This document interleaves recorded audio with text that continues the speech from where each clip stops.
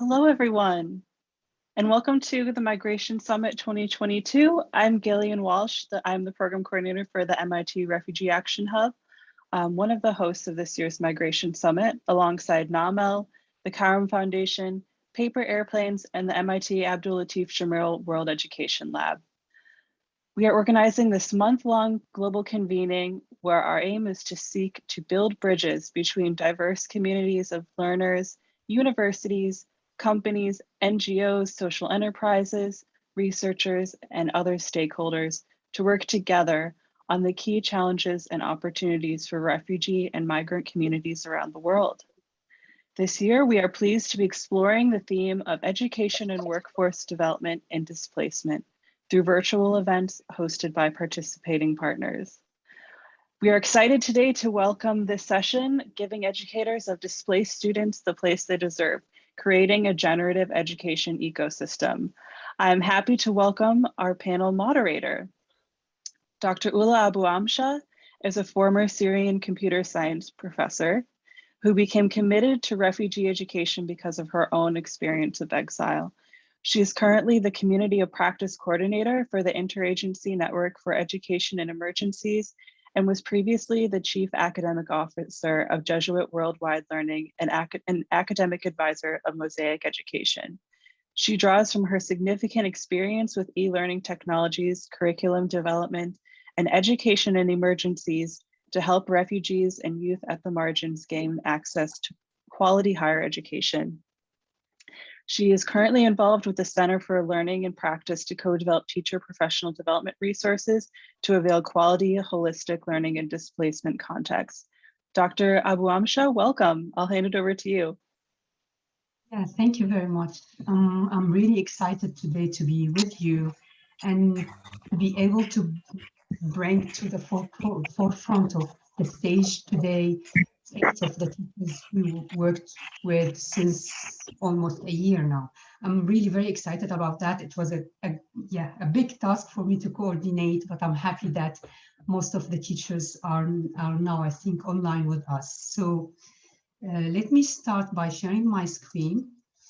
In fact, what I would like to share with you is just the framework of the project where we've met all of us, all of the teachers who are on the panel today, and then I will let the floor to each one of them to tell us about their experiences and how what they think about their roles in their societies and typically in societies where there's a lot of displacement, refugees, and IDPs in 3 countries, so in Kenya, Lebanon, and Niger. So I will try to be brief myself so that time to my dear fellow teachers. Thank you. So I also want to acknowledge that the lead of the project, the project, I think it was already introduced earlier with my I'm just trying to to go forward. Okay, so the project that I will be talking about was already presented in the summit, but I will go from a different perspective, and I want to acknowledge the great work of our project lead, Julie Casper, who is not with us today because she's starting a pilot related to the project with also the teachers in Kenya. So first I will start with this brief introduction to the project, and then I'll leave the floor for my colleagues. And I hope at the end we will have some question and answers and a group discussions all together. Thank you. So the project is called, it's a long name, so Refugee Educator Workforce Development for Quality Holistic Learning. In fact, what it is a project of 18 months where we wanted to work with fellow teachers from countries with displacement, co-create with the teachers professional development material for their peers. So this is the purpose of the professional development material was at the beginning is to improve the holistic learning of children and students in this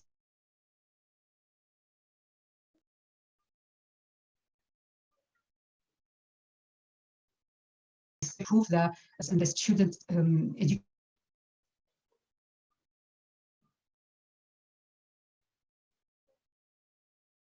In this project, we wanted to improve their own competencies related to this this aspect of education, the holistic learning. Let's say I forgot the word. So yeah, about holistic learning. So we wanted to create also a community of practice with them and allow them to become leaders and to go and speak to their colleagues and share the experiences and engage with them, and also hopefully change this. So to do that, the design of the project, I'm not getting to the details, but what we wanted is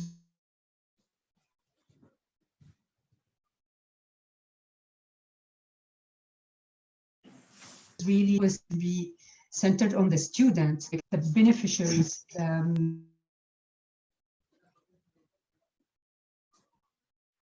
the teachers, so work with them and learn their needs and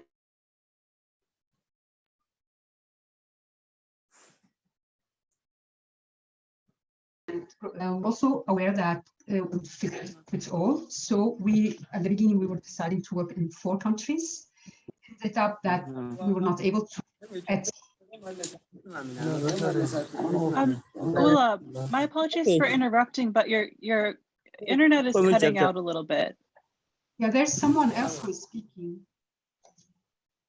Okay, I've just muted the other person. Is it hard to hear me? Do you want me to switch to another network, maybe? It looks like it might be okay now, but if you know of a better network, that might be good. Yeah, it doesn't always work better, but I'll try.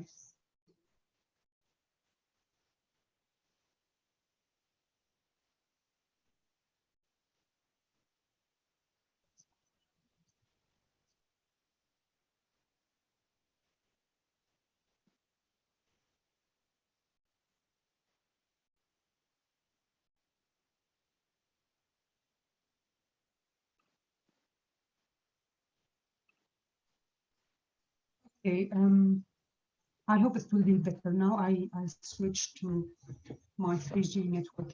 So I will continue, and you tell me if there is a problem. We'll try to figure it out. So I was saying that we were targeting 4 countries. The 4th country, which is Chad, we were not able to form a team there, but we will be piloting in 10 days' time there with teachers from refugee camps.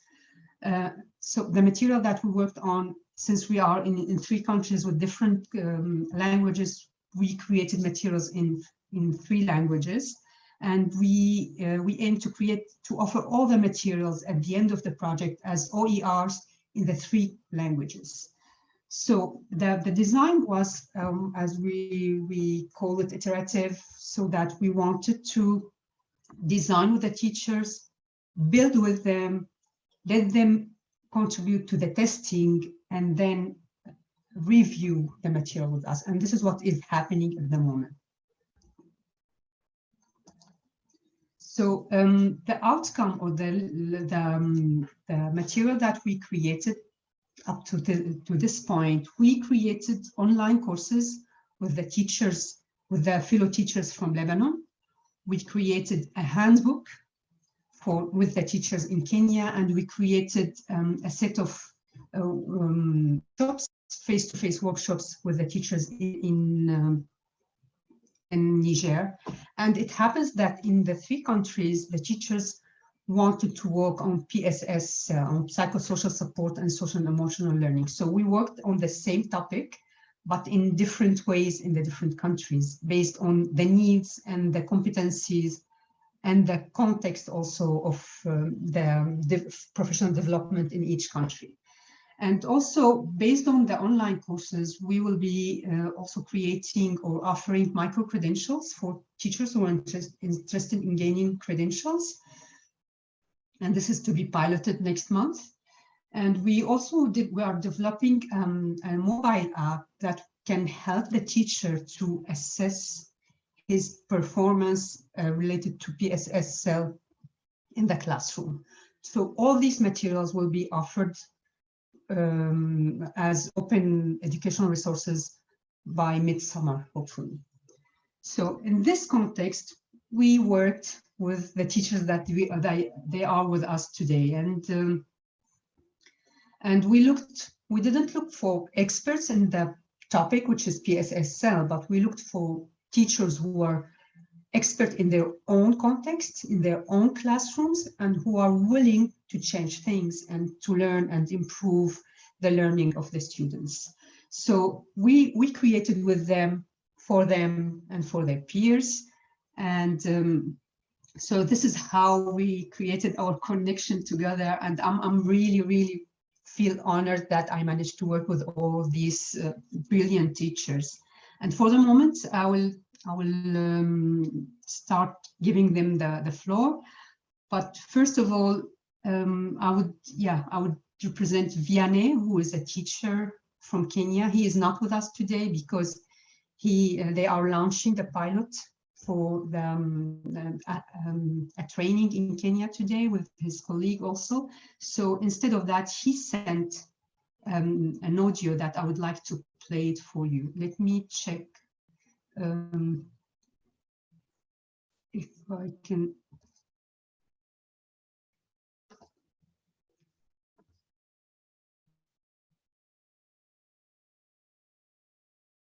Make sure that I share my sound. I think it's okay. Let me know if you don't hear. Is it okay? No, we cannot hear. You cannot hear? Okay.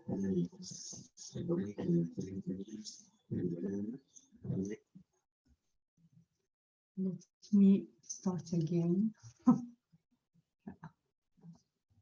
I have the feeling that it was different when I used this sound sharing. Let me start again. My name is Vianney Mpitabavuma, a refugee teacher in Kenya Kakuma camp. To create a generative education ecosystem, any teacher must be good at ushering the learner into the teaching learning processes to awaken and maintain interest in the learner, to make them feel the content is worth learning by possibly showing its links with daily practical life and involve them in the decision making about how to achieve it. The time for taking a learner for an empty container to be filled with skills is over. The teacher should be readily available to liberate the needed resources and then set free the learner to use them creatively. Support them in solving any arising matters together, role model to help an easy acquisition of virtues. To achieve this, the teacher borrows holistic qualities to create a compatible mood that leads to the learning climax of autonomy, self-reliance, and creativity. Many factors constrain educators against their role and value. The refugee status itself limits a teacher's task to mere volunteering, void of fair appreciation. Leadership is reduced because they do not actively participate in decision-making. Also, doubting the refugee essence of being, as in themes like refugees are real people, refugees are real human beings, is a proof that refugees are not always treated humanly in terms of motivation, professional growth, trust, and security. Still, this does not mean that acknowledging that refugees are real people marks the beginning of a fair treatment. In my setup, it is hard to gain value when a normal classroom is to accommodate up to 200 learners in primary and 150 in secondary, leave alone the poor equipment and the wanting technology integration situation, while both teachers and students need access to the quality content updates. On top of that, the well-being is down due to natural, logistic, and socio-political factors. Beside the harsh weather, the incentive given to teachers is below $8, while learners commonly faint of hunger. This itself a source of insecurity teachers are left alone with without clear protective policies. Teachers are despised both in schools and outside because of the system itself, which overprotects learners against teachers' roles and their poor income. This is without forgetting that teachers in emergencies face a special category of learners whose emotional experiences need a matching professional preparedness. Seeking to handle these young refugees and the vulnerable in general, I chose the quality holistic learning offer, which embarked me on a paved way of experts who triggered me to walk ahead. I was led to learn by myself and with them through an ingenious methodology where I was valued, motivated, and supported. I was empowered to make my choices, cooperate, and grow autonomous. I practice what I learned twice, in class as a teacher and in participating in the production of open educational resources. A live example is the co-written handbook for quality holistic learning on social emotional learning and competency-based curriculum in Kenya, to be released very soon, a key tool on guiding teachers, mainly of the vulnerable, to handle them holistically. To finish, quality holistic learning brought me true friends in need across the world. So, who tells better about real learning experience or professional development? Viva Quality Holistic Learning initiators and its supporters. Thank you. I'm checking because I'm missing a few of them members. So, as you've heard, Vianney lives in the refugee camp. From working with him in the last year, we saw how much experienced he is, how much resourced he is. He works both in French and English, but he doesn't have the valuing and the support that he deserves to really to flourish and to support students as he wishes to do. So I have a big thought for him, and I hope he will manage to get to his own value, real value. So let me move also to a colleague of Vianney, who is William. He is based in Nairobi. He's a teacher, a very experienced teacher for long years in Nairobi, in a public school where they have many displaced students and many refugee students. So he was observing this population of students, and he was reflecting on some of the concerns and the challenges with these students, mainly that they were not always put in the grade that is corresponding to their age, but far lower. And many of them don't speak neither English nor Swahili. So for them, learning was also they need to learn the language first before they start to learn the other materials. And due to all these frustrations, the students were always going into troubles, into conflicts, and they were having some behavioral, let's say, misconduct and problems. So they were trying to do with these children, trying to counsel them, but William realized that most of the time they don't have the expertise to deal with these students, and this is what pushed him to join our project and start to work with us to develop the handbook that also Vianney mentioned before. So this is the testimonials from Kenya. And now I would like to move to Hima, who is from Niger. I'm not sure if he is with us. Hima. Hello. Yeah, hi Hima. Yeah, can you come in, please? Okay, thank you very much, Oula, and all my fellow participants. So my team and I would like to greet all of us for giving us the opportunity to come in this platform. So as Niger is concerned, as we know, the country is facing security problems.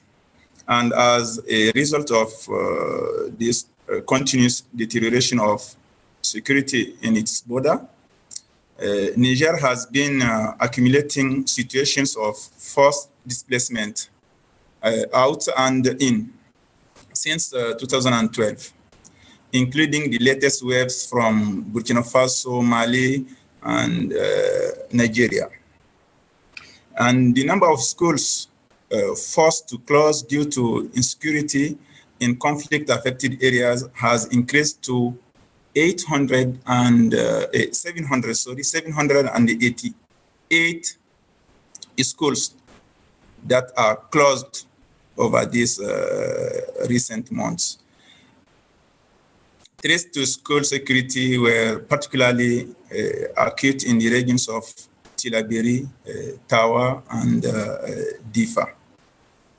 As I said, over 788 schools were closed across the country, affecting more than 100,000 children. Access to schools in these regions is restricted, hampering efforts to support children affected by armed violence. UNICEF estimates that in some areas, I mean Tilaberi and Difa, up to 80% of children may be victims of psychological trauma, potentially preventing them from achieving their full potential as adults, so when they grow. And since the beginnings of 2012, many teachers and students have been killed or wounded in Niger. Many teachers, especially in the region of Tilaberi. So, and educational facilities have been burnt, many schools, many administration infrastructures have been destroyed or burnt totally. And thousands of children forced out of schools and teachers made to flee for safety, because the main target of the armed groups is the schools. For many of these children, the chance to continue their studies stops there. So they don't have any opportunity to go to school because their schools are burnt or forced to close. The teachers went away, so they don't have any opportunity to continue their studies. And the lucky ones are sent in host families and schools in safety areas. So most of them, especially from the region of Tilaberi, are right now in Niamey. And the luckiest ones, because some of them don't have parents in Niamey, so they have to stay away from school.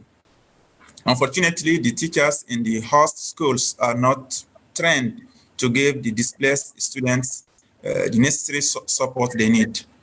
So when they come, they don't have a specific care. The teachers don't know how to handle them. They are not trained for that, and they are considered as normal students.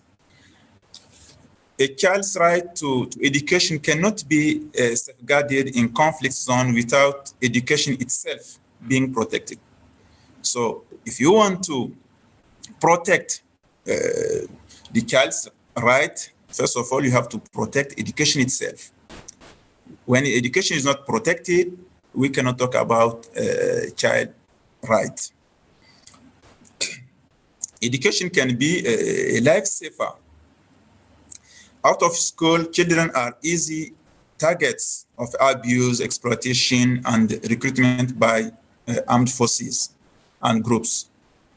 So these children that are not going to school, potentially they are going to join these armed forces or groups, and they will come back to fight their own community.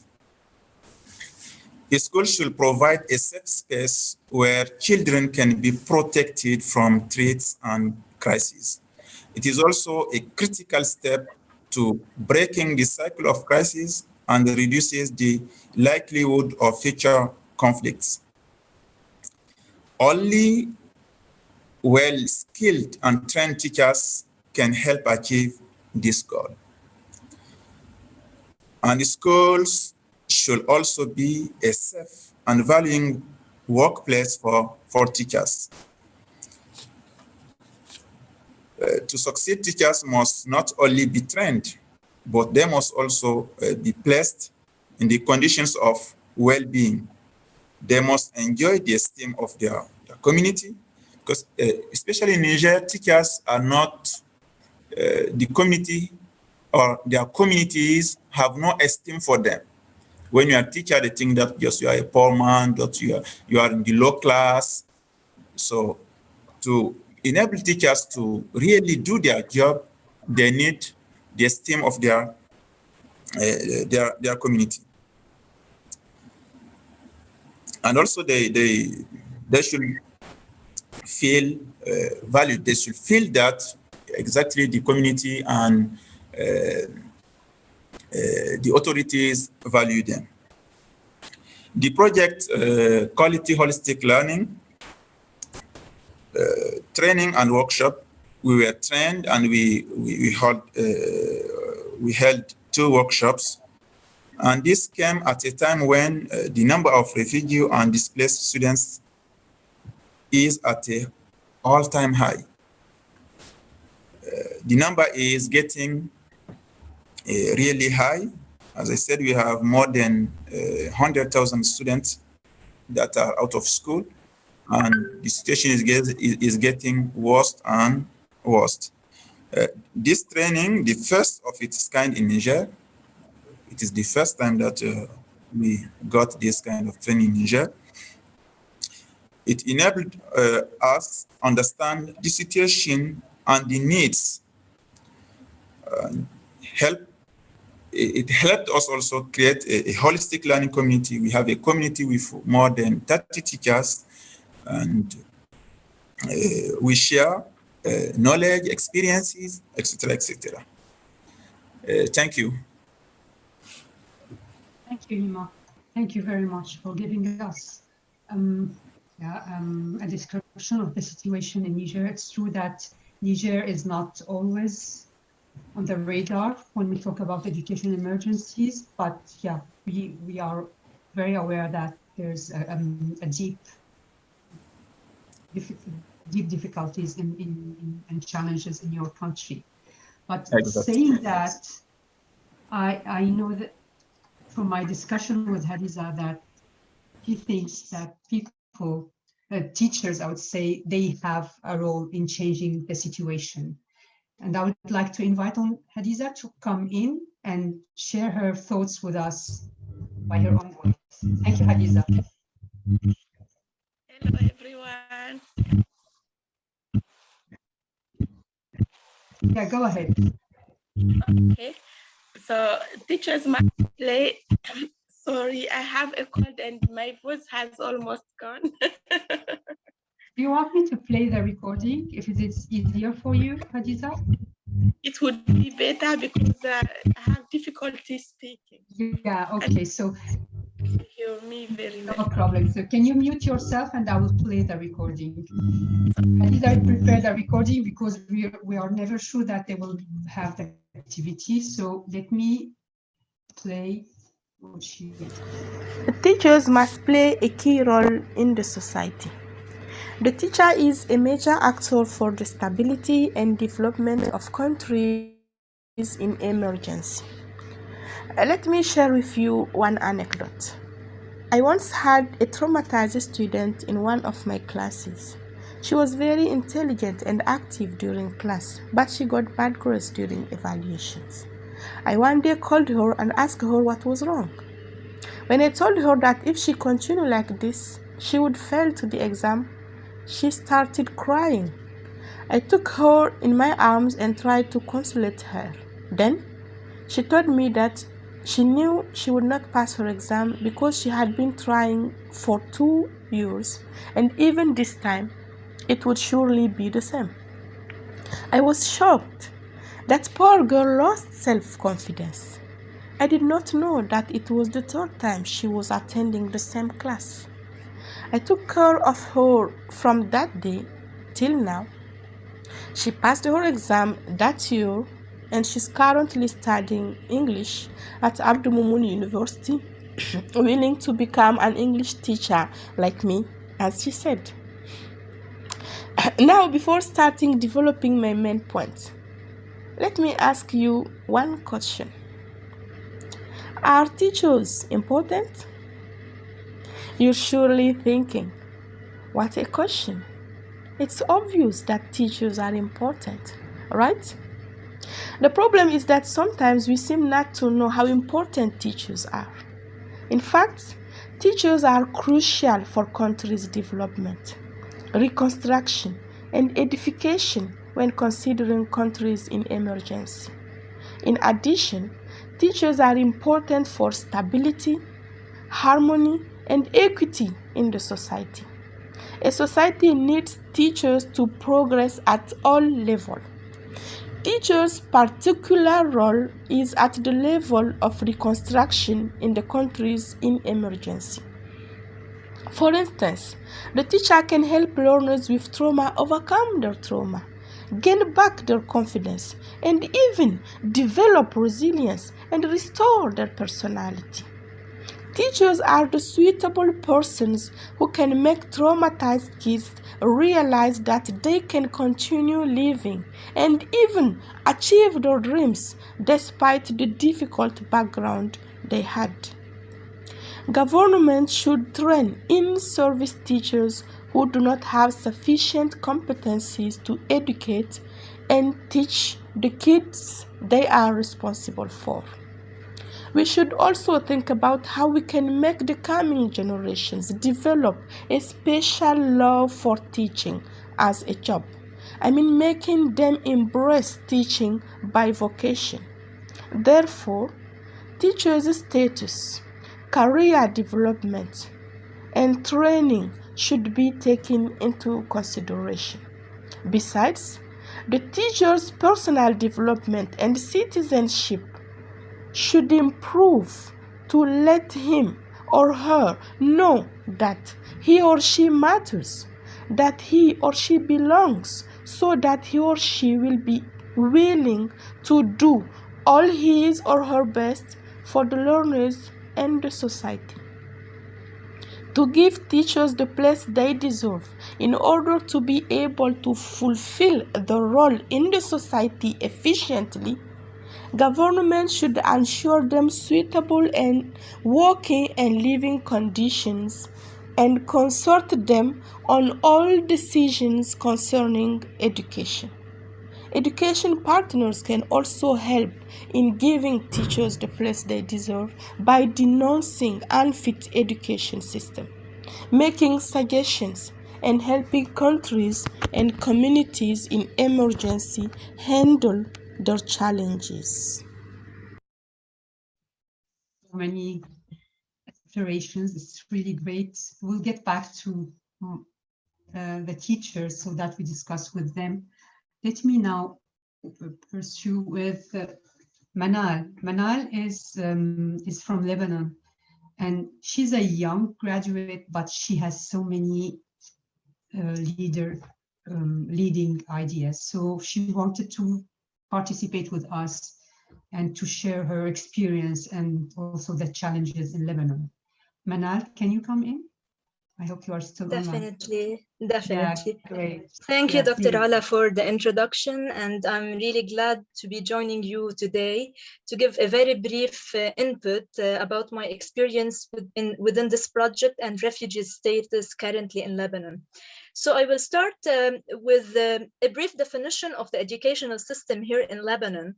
There are actually different types of schools, the public, the private, semi-public, semi-private, specialized schools, and non-formal educational programs that are usually implemented by non-governmental organizations here in Lebanon. But refugee students, most of the time, they have access to public schools, those that are funded by the government, and they can have access to non-formal educational programs most of the time. Syrian refugees and Palestinian refugees are the main nationals here in Lebanon. There's a total of 1.5 million Syrian refugees in 2022, and for Palestinians, there's about 174,000. I assume that the numbers are increasing, unfortunately, because the circumstance isn't that stable. But yeah, so regarding refugees' status here in Lebanon, I will focus on a few points. First of all, based on a UN report that was issued in 2021, December 2021, almost a year and a half, I was shocked to see that about 60% of Syrian refugee students in specific that are within the school age are outside of schools. They do not have any access to education. I understand there would be many reasons for that, but this is inhumane in my own view. It is an educational crime. It is really a crime. That's why I chose this quote to be the center of my slide. As the report says, to be clear, if the government doesn't revoke the strict educational policies, it will be responsible for gross abuse of the right to education. So what's happening, unfortunately, is that the Lebanese government is issuing very strict educational policies, and they usually ask families, refugee families, for a lot of paperwork and documentations that aren't accessible to them. And as a result, those unfair educational policies, they have a negative impact on students, and unfortunately, they're out of schools. As a number, 60% is 300,000 Syrian refugee students out of 660,000 Syrian refugee students in Lebanon, which is something to think of. The second issue is that most refugee students join public schools and the afternoon shifts inside these schools, not the morning shifts, unlike their Lebanese counterparts. And what's happening here is that, as a Harvard study says, one of the students one of the refugee students says verbally that they feel behind. So they're demotivated. They're lacking this confidence that they can pursue their education later on. They feel behind for a reason that they're not allowed to join the morning shift, unlike the Lebanese students and other nationals. And the thing is that the evening shift is usually shorter in amount of time. This means this limits their interaction with their teachers. And as a result of that, they will have lower performance levels at school. A second barrier that is happening is the English language issue.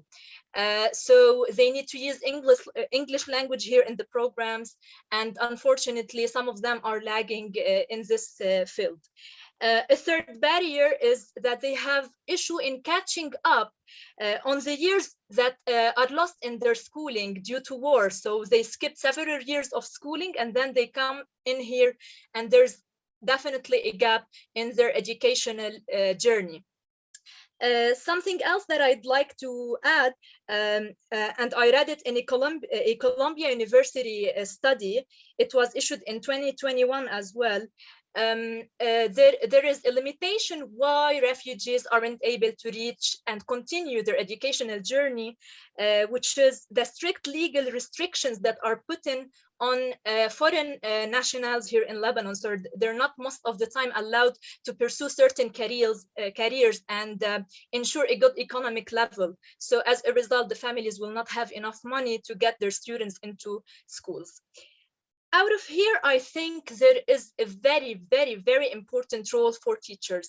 Teachers that deal with vulnerable children and that work within strict environmental settings and settings of displacement should be encouraged. The main point here is to offer them mentoring programs and induction programs that support their confidence, so that they feel more efficient and more proud of what they're doing, and as a result, this will reflect on the way they interact with the refugee students or any other student. So we have to support teachers and look at them as professionals, indeed, instead of normal employers. Teachers should have a full agency.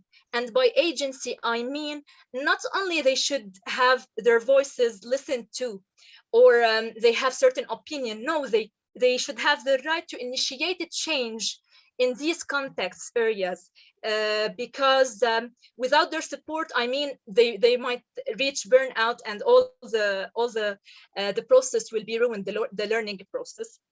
The final point that I want to talk about is the school systems that usually follow a hierarchical way of leading style. They usually follow a top to bottom leading style where the teachers are placed at the bottom of the pyramid. This positioning by itself devalues teachers' role. So as education leaders and education professionals, it's our duty to work on in maybe issuing educational policies that save the rights of the teachers, and it all starts from there. Thank you for listening. Thank you. Thank you very much, Manal. Yeah, you're such a great educator, and I hope you will make a difference around you. Thank you. Let me continue with also with Lebanon. I would like to invite Jihan. She also has a great experience with the project, and she would like to reflect on that. And yeah, Jihan, can you come in, please? Hello, everyone. My name is Jihan Sondos. I have been teaching English language in the afternoon shift for a non-Lebanese student for 7 years now. And I've taught in the past, of course, in the morning shift in the Lebanese school, but it is my first experience to teach in the morning shift for Lebanese school. Before I continue to say my reflection about the project, I would like to comment about a few points that my colleagues Manal mentioned. She described the situation in a very accurate way. What she said, refugees not being motivated in the school, but also I don't want to defend my government. Of course, it has a lot of responsibility about what's happening, but are certain things that they are not responsible for. As Manal, we have 1.5 million refugees in Lebanon, in a country of 3.5 million Lebanese people. So that almost half of the Lebanese population. So we are overpopulated. They go to the morning shift because we don't have places in the schools in the morning shift. So that's why they created in the afternoon shift. And because it is afternoon, and because of what Manal said, the span of time is very short, we don't have any recreational activities or any recreational periods for the Syrian refugees or non-Lebanese students in the afternoon shift. Imagine a student sitting for 5 or 6 periods without any recreational period. They only study math, English, Arabic, and social studies and so on. They don't have sports, they don't have music, so they are not motivated to go to school. There are no activities to be energetic, to this energy, to get their energy out of them. So this makes them inside the classroom to be hyperactive, not concentrated, not motivated about the subject. So most of the training, and also the situation in Lebanon, the economic crisis mainly affected the educational system in Lebanon. It was as we were affected by the ability to find food, also the ability for education. This was the first effect, because when the crisis came in Lebanon, the coronavirus and the lockdown, we had to teach online. Most of the learners and as well as the teacher didn't have internet connection, or didn't have electricity. So when we started teaching online, half of the students weren't able to attend because they don't have internet or don't have mobile or don't have electricity. And also in the past few years, we thought that the most refugees and displaced students were the most vulnerable category of learners and the students in Lebanon. But unfortunately, all the official schools learners nowadays became most vulnerable because of the economic situation. They can't reach their school because they can't pay for gas and buses. The teachers are always in strike because they are not receiving their fees or allowances. We haven't received anything for 7 months now, and this and the prices of gas has become extremely expensive, that we cannot afford to ride in a bus, and we cannot afford to go to our schools. So most of because of this situation in Lebanon, the Ministry of Education has created a recovery program with the USAID, funded by the USAID. Thank you for the USAID. They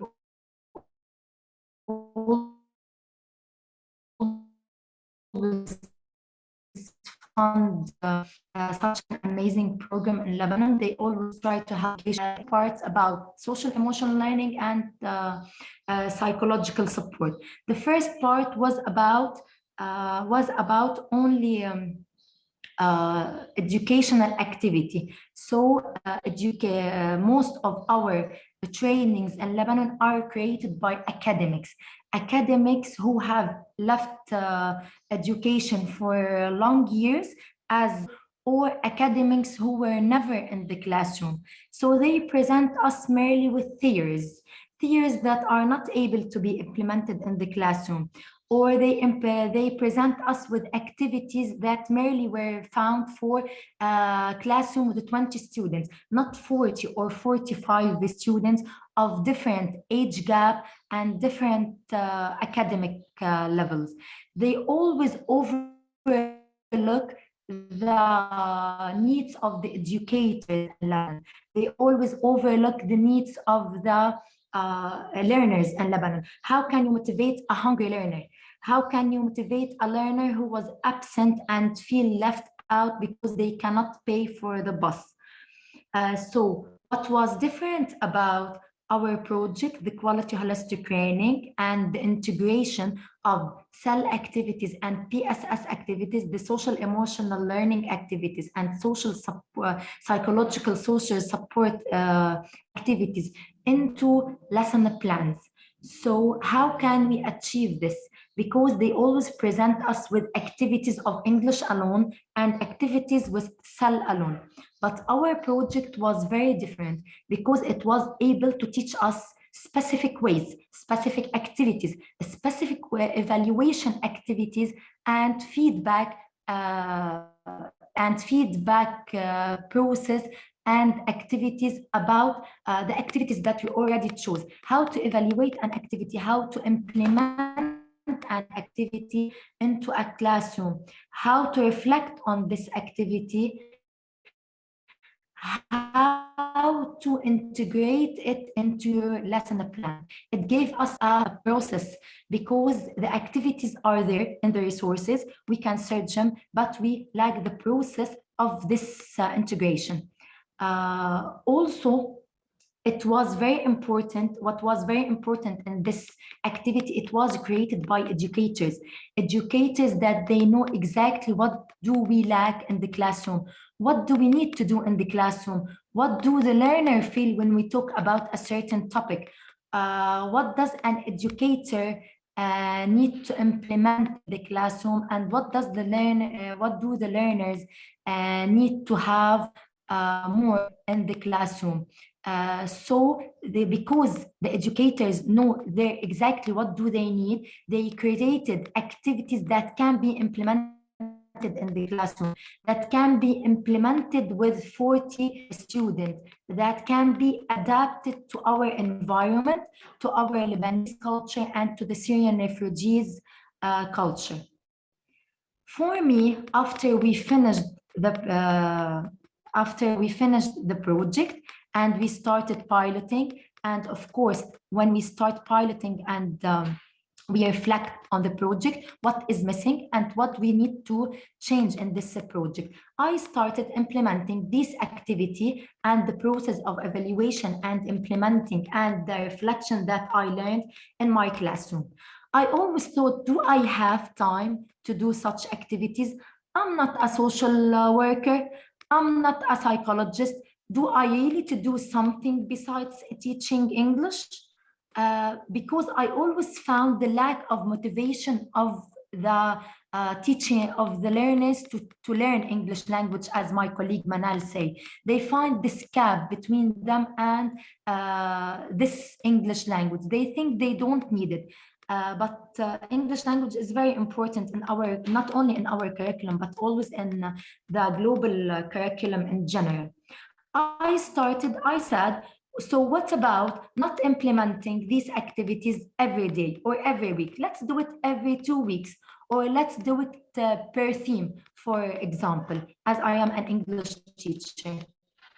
I started, instead of doing it for a whole period, we can do it for 20 minutes. I promised the children, the learners, with activities. After I promised them with activities, their behavior was very much better, because they expect to do an activity and they want to participate in activity. While doing the activity, they were very energetic. I've seen very shy, traumatized learners became very active in the process of playing in the activities. They became very active with their learners. I started to hear their voice for the first time. Some children, because they were very traumatized, when you ask and something they don't answer, sometimes they try to gesture. They became very active in the classroom. Even their behavior, because we face violence among them, we face traumatized children, even their behavior in the classroom became much better. They were attracted to learning English. They became very motivated. Even I, as a teacher, when doing the activity with them and running all in the class and the playground, become more energetic myself. I become more motivated about doing an activity. I want to plan an activity per theme now, instead of planning it per them in the playground.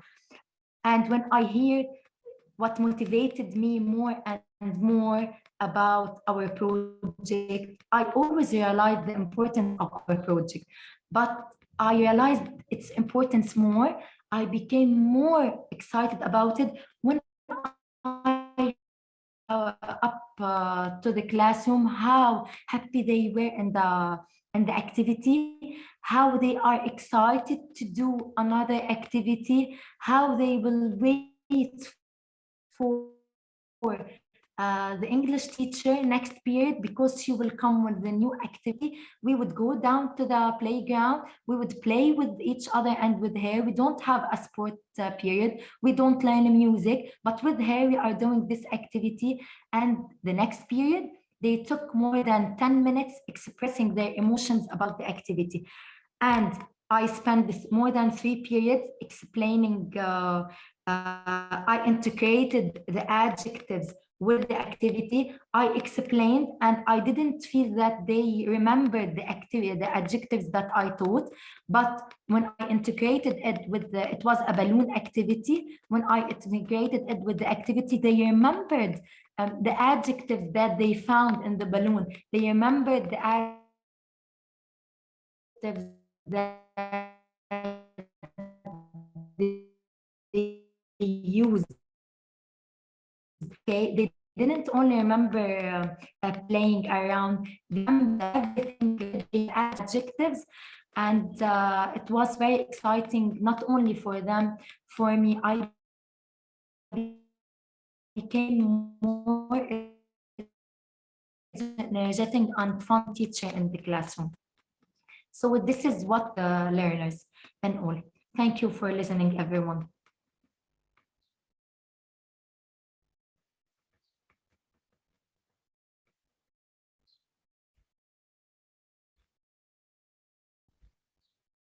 Sorry.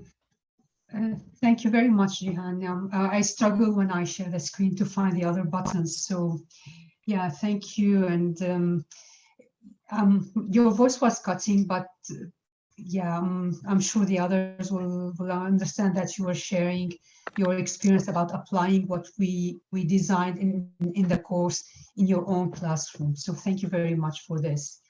And now I think it's it is the turn of Idé. Idé Zakari is a principal of school in a rural area, and he was part of the team in Niger. He doesn't speak English, so he prepared his text, and we were supposed to make it read by Hima.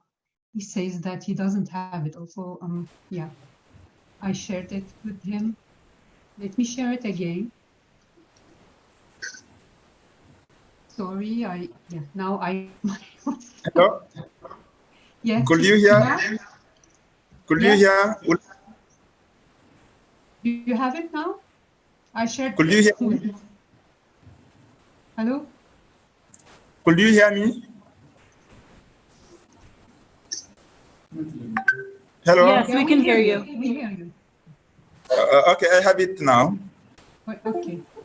Go ahead, please. Okay, an educator in a context of displacement will always have their primary role, which is the training of I couldn't see well, sorry. The training of the future responsible, the future authorities in the society. They must fully play this role, even in a situation of insecurity, so as not to deprive children of their right to education. In such a situation, children need more critically a quality holistic education that takes care of the whole child.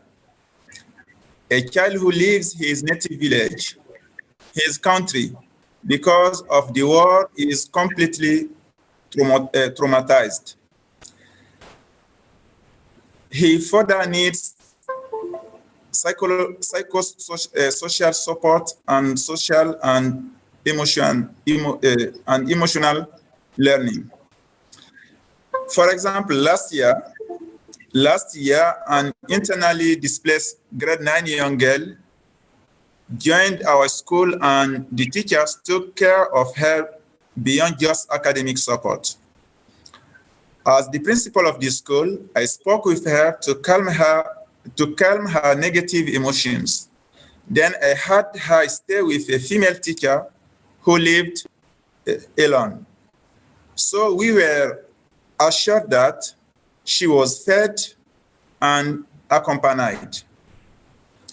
By the end of the year, the young girl was able to pass her exam, and she is currently in high school. This is to confirm that the fundamental competency of the teacher in this context is to be socially aware of the needs of the community, to also be able to understand the emotions of the learners. Unfortunately, this holistic approach to education is still unknown to the majority of the educators, or they do not master it at all here in Niger. This lack of knowledge and mastery blocks them from playing their role well. In this sense, the training created through our project can be very useful. In my opinion, it will help save the schooling of many children on the move.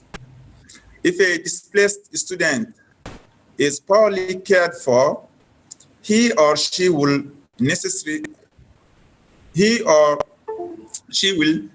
necessarily drop out of school. Good psychosocial and academic support will give these children every chance to pursue their education. Thank you. Very much, Hima, for reading on behalf of Mossi, who is on behalf of Idé, who is in a rural area in Niger. Let us continue with Niger, and now it is the turn of Mossi. Mossi is an academic advisor in the capital Niamey, and he participated in the project with very deep thoughts and reflections that help shape and understand the context of the teachers in his country. So Mossi also doesn't speak English, sorry. So I asked Hadiza to represent him and read his contribution, but I'm not sure that she is willing to do that. Hadiza, are you able to read on behalf of Mossi? I would be glad to, but I'm sure it will be okay with this voice that's almost there. Okay, so let me do it. Yeah, I'll take this. Maybe Kadri will read for him. No problem. I'll take it. So now I'm reading the. I'll turn my video on so that we make sure that the voice is good. So I'm reading on behalf of Mossi. So the I is Mossi, not me. So Mossi is saying that teachers are the light of all societies. They guarantee social development and enables all humans to pursue their wonderful adventure. Teachers, in cases of emergencies and in situations of displacements, teachers are guides, not only teachers. They help education continue in emergencies, during conflicts, and also help the recovery after the conflict. Teachers can prevent conflicts by taking care of the affected learners, enabling the future generations to live in peace. They also can bring multi-form support to learners that encounter academic or social or familiar or other challenges. Let me share with you two major constraints that prevent teachers from fully playing their role. First of all, there's the lack of training, as the current program in my country is no more adapted, if not obsolete. The society needs change, thus the training should change too. However, in Niger, the kind of training that most of the teachers receive considers only the academic achievement, ignoring the learner's personal development. Teachers in emergencies need a quality holistic training themselves that includes competencies such as supporting social and emotional learning and providing psychosocial support. So they are able to take care of learners with trauma efficiently. Secondly, there is the lack of motivation of the teachers. In Niger, many teachers embrace the profession mostly by necessity rather than by vocation. For this reason, we can come across teachers that abandon the field when they find a better job. Therefore, the government and maybe the education partners should create better materials, financial and secure working conditions for the teachers, and they should also do their best to create a minimum secure learning condition to enhance the learning in general and the learning in emergencies in particular. Thank you. So these were the thoughts of Mossi, and with this I think we are done with their reflections. I know that all of them, they describe kind of a dark picture of the situations in their countries, in their respective countries. But out of my work with them, I still see some hope and some promising beginnings. We have a small project, but out of this project, I can tell you how many, let's say, testimonials of interest and success we had from our colleagues and their colleagues. So Mossi, for example, told me that he became a reference for his colleagues. So now that he has more experience than them in social and emotional learning and psychosocial support, he is able to provide advice to his colleagues whenever there's an opportunity for that. The pictures that I presented for you here are pictures from the piloting. So our fellow teachers managed to have face-to-face training. They have managed to have online training for their peers. And also, so the picture here is from a video that Hima shared with me this morning, that one of his colleagues who followed the workshop that Hima and colleagues organized in Niamey, and he worked with his students to create kind of a play about living together between the host and the displaced students coming to the same school. So these are very promising, and I would say that this project really proves how much teachers can play a deeper role in their communities and their societies. They prove that they can be designers, they can be creators of material, they can be implementers. As I've told you, they are really leaders. So imagine if we have the same support for all the teachers, what changes in the world we will have. So yeah, with this, I think I will come to my last word before we go to any discussion. And I refer to William, who said that our contribution is really like the hummingbird and the forest on fire. We are trying to do bring in our small contribution. Me as someone from mathematic background, I say this is my epsilon of contribution. And I thank all the teachers I work with for the great epsilon that they are providing. And now it's over to questions and answers if you want with the teachers, or we can discuss also a few questions to reflect together about what should be the role of the teachers. So I don't know if, what do you advise? Thanks so much, Oula, and to everyone else who discussed the challenges and the opportunities that they have experienced in doing the very important job of teaching. I think many of the speakers have described a kind of, recognition that teachers are undervalued, and that's something that we see in the West as well, undervalued, underpaid, and yet it is such this critical role that you play in the life of a child, an adult. So I think with the remaining 17 minutes, I think there were some comments in the chat, Oula and others, if you want to address any of those.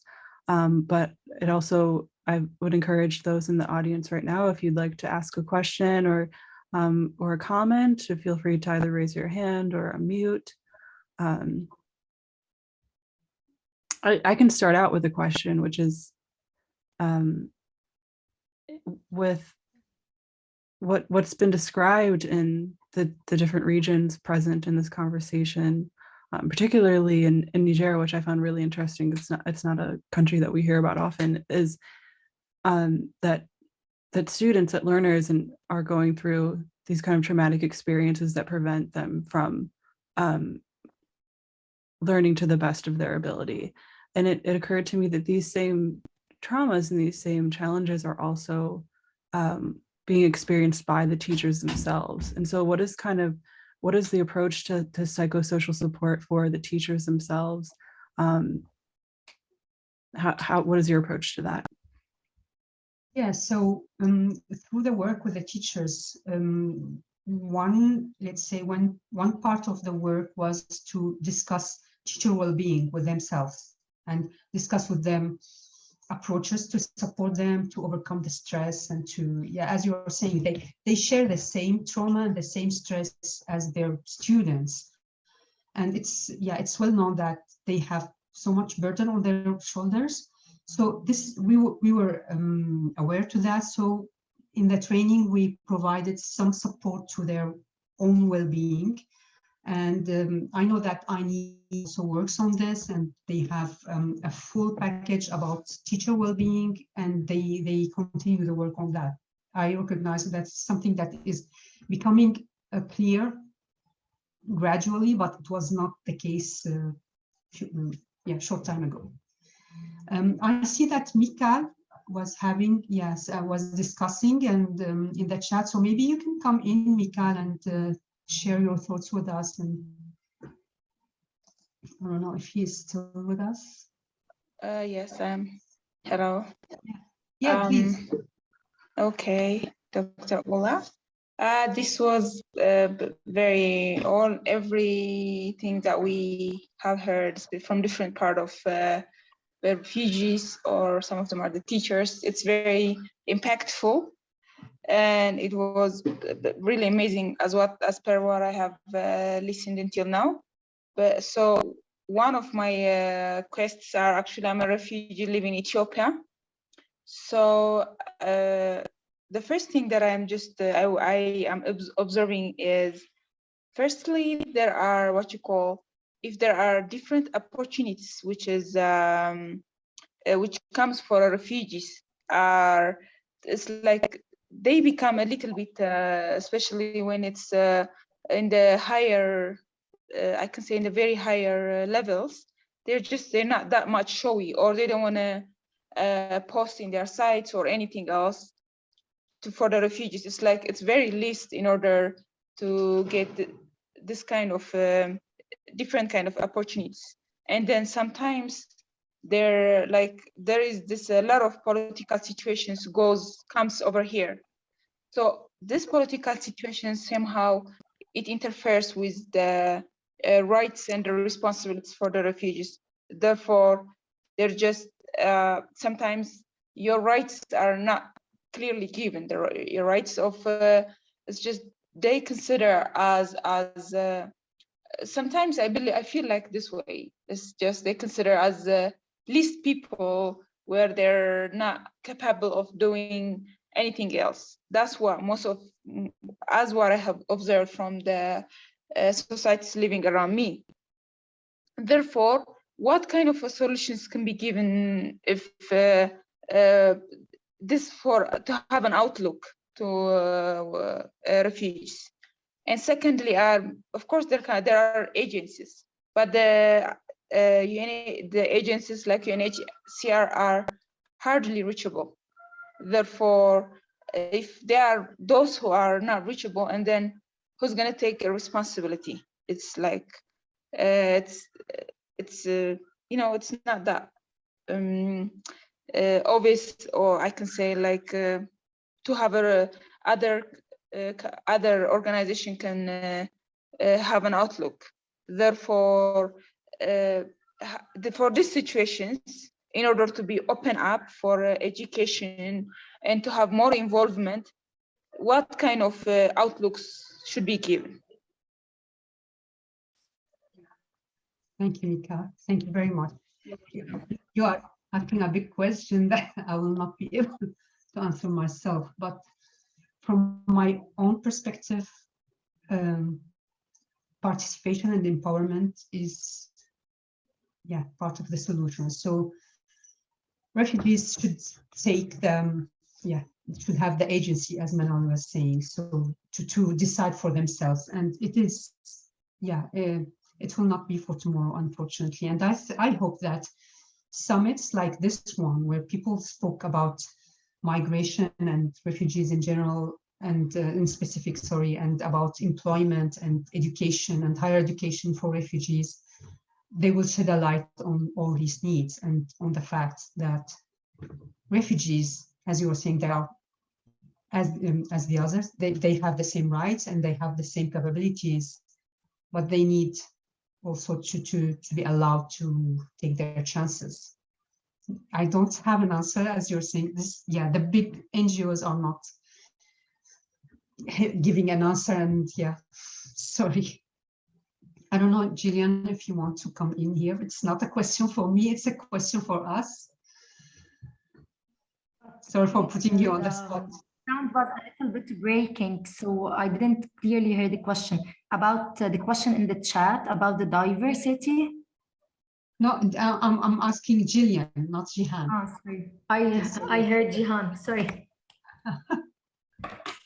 Like, from my understanding, the question is about the kind of inaccessibility of these larger NGOs, of my understanding.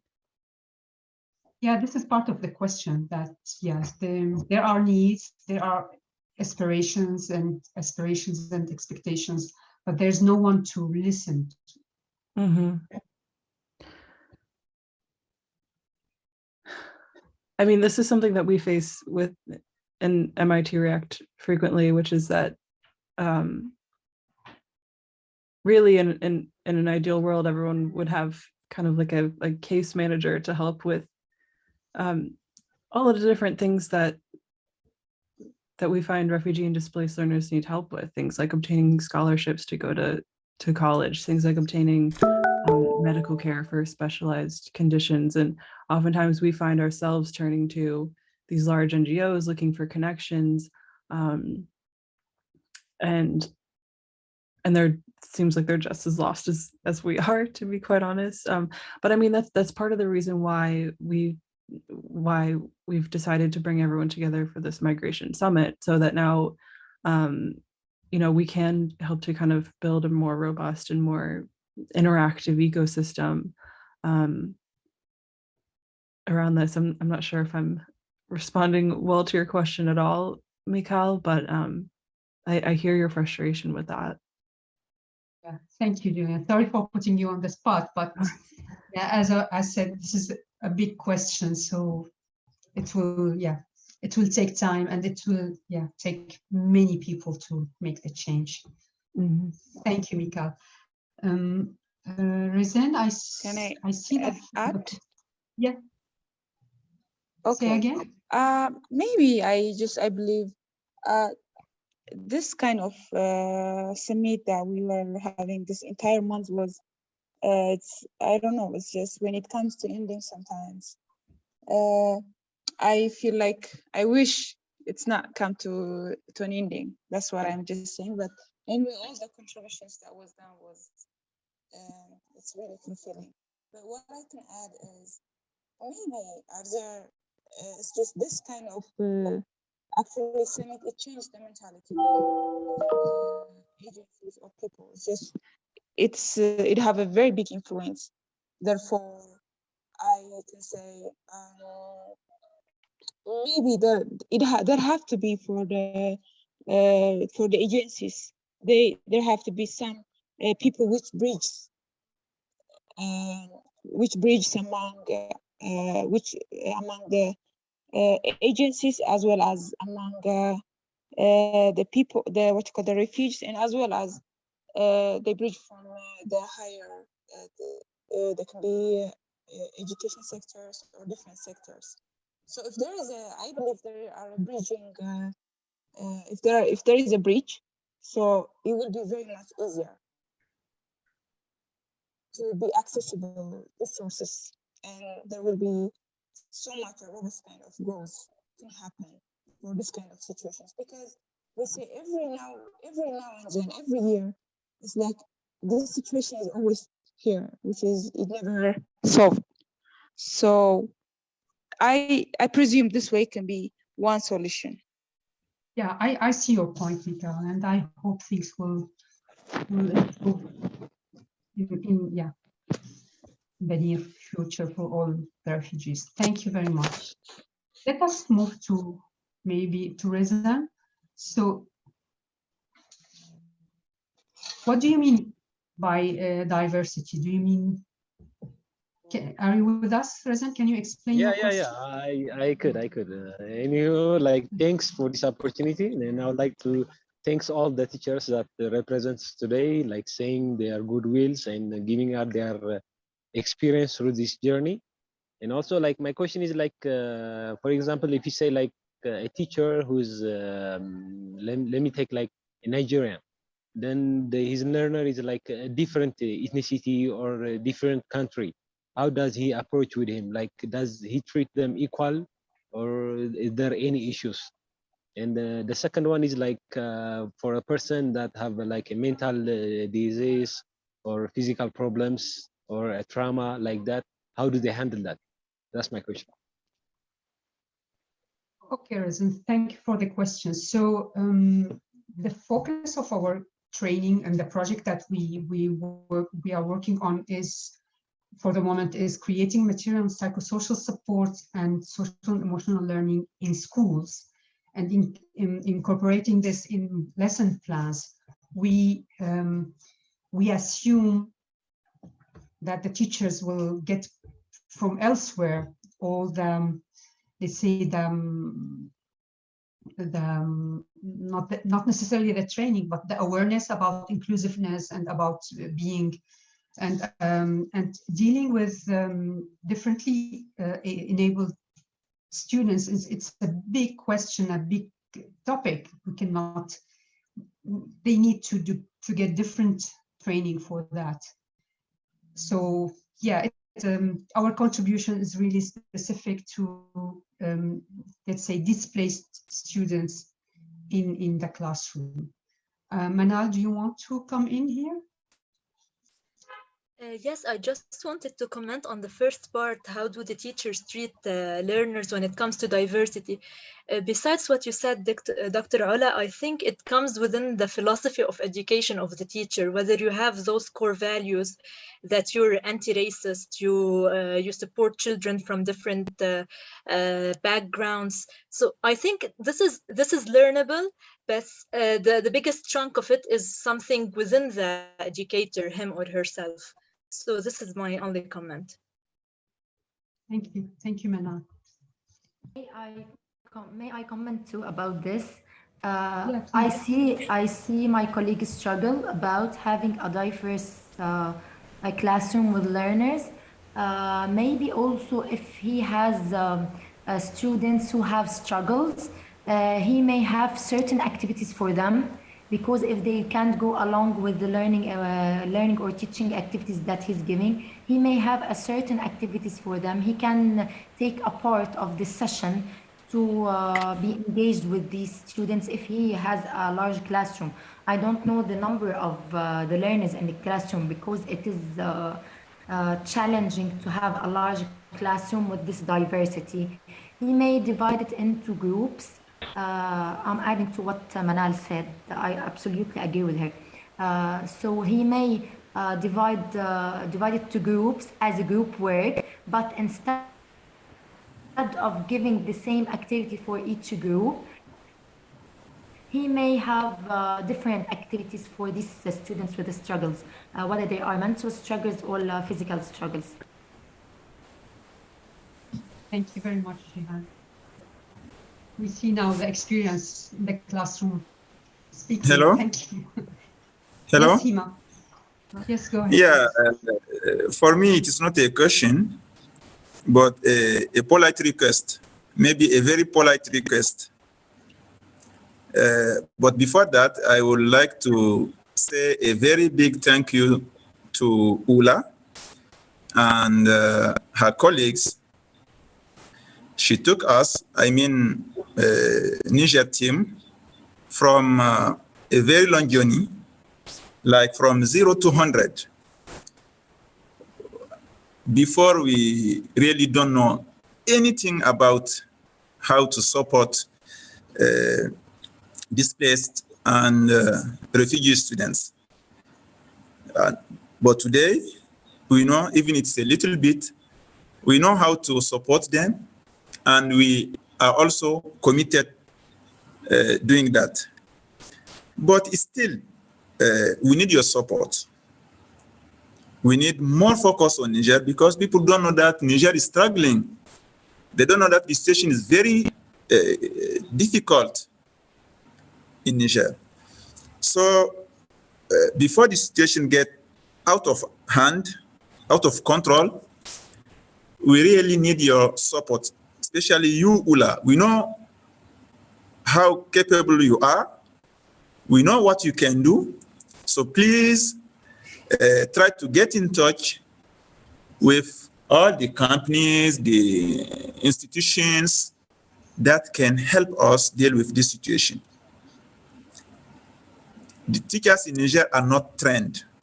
They are not skilled.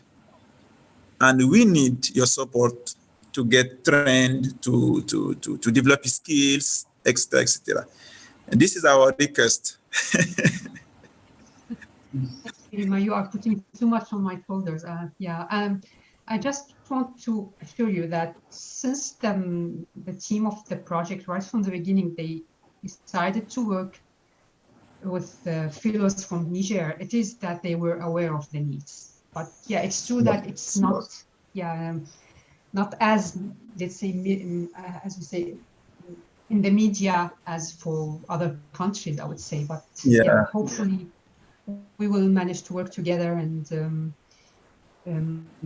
with your own leadership and your own efforts to change situation, the educational situation in Niger. Thank you very much for your confidence. Anyway, is there any question? I think we are on the, we reached the end of the session. So yeah, I don't know if there are any other questions. Otherwise, we can conclude here.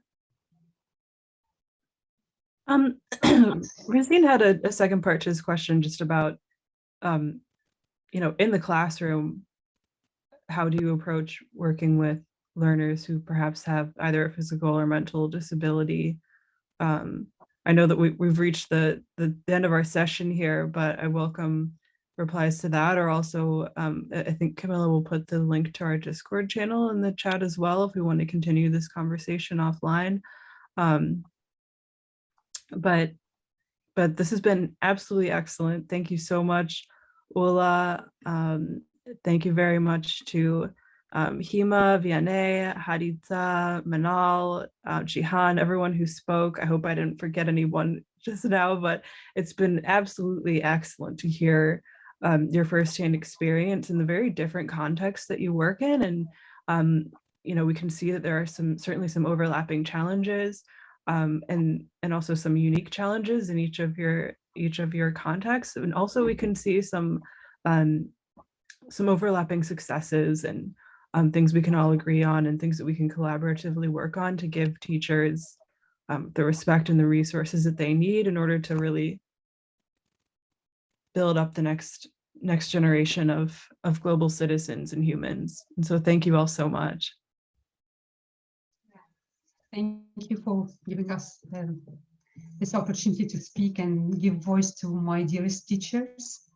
And yeah, I hope we'll be able to go forward by informing about our work and prove that teachers are able to do miracles if we give them the chance to.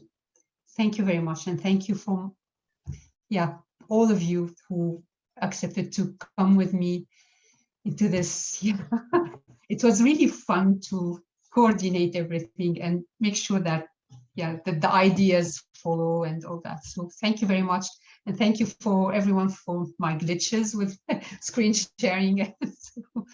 And we can follow up on Discord, and I'm happy also to follow up in any way you want. Thank you very much. Certainly. All right. Thanks. Thanks, everyone. Yes. Take care. Okay. Bye, everyone. everyone.